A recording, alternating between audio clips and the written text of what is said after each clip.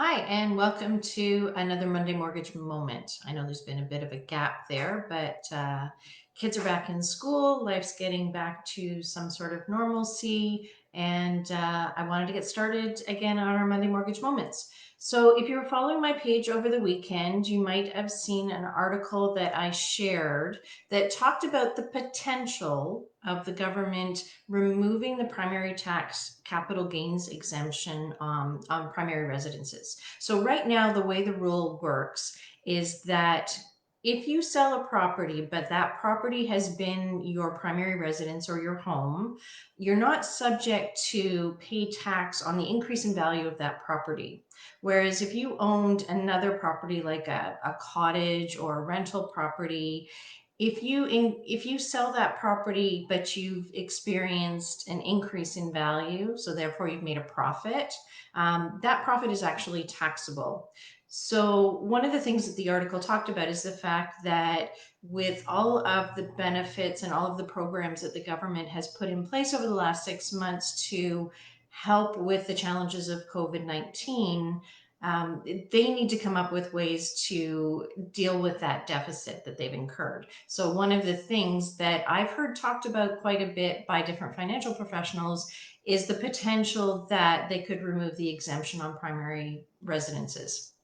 So what this could mean for you is if you sell your primary residence, so let's say you bought your house 10 years ago for 300,000 and you decide that you're going to sell it now and the value is 700,000, right? You've incurred a gain or a capital gain on that property of $400,000. So the way the capital gains tax works is 50% of that, so half of that gain gets added onto your income in the year that you earn it, and then gets taxed at your marginal tax rate. So in that particular example, if you sell your house and you make a $400,000 profit, that's an additional $200,000 that now becomes taxable income for the year. That could have huge consequences for many Canadians, right? Especially for a lot of the older generation that may not have pension plans, or maybe they were a one income family and the value in their home has been sort of their forced savings for retirement. Having to pay tax on 50% of that gain is going to take a huge chunk out of those earnings and could really cause some challenges for people that don't have a lot of savings put aside for retirement. Now, I mean, I will preface again, this is only something that's being contemplated. It has not been announced. It has not been put into law. But it is an active conversation going on in Parliament right now. So I think it's good to be aware that this could potentially happen, and what the impacts could be. Short term in the real estate market, I think if they do put this law in effect, I think it's going to cause a lot of people to choose to sell their homes before the effective date comes into play, because if you do it now before the rule takes effect, you don't have to pay that.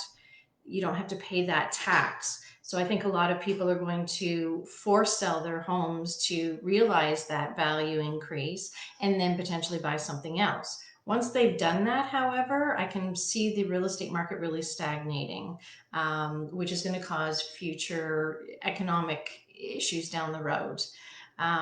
So just a quick Monday Mortgage moment. I wanted to make you aware that something like this happening is very much a potential. If you've got a financial planner that you trust, by all means sit down, make sure that you've got a solid plan in place, that you've got tax strategies and financial strategies to help you out no matter what kinds of things come into play. Hope you're having a great Monday. Thanks for tuning in. And if you have any questions about home ownership or mortgage financing, please reach out. Always happy to talk to you.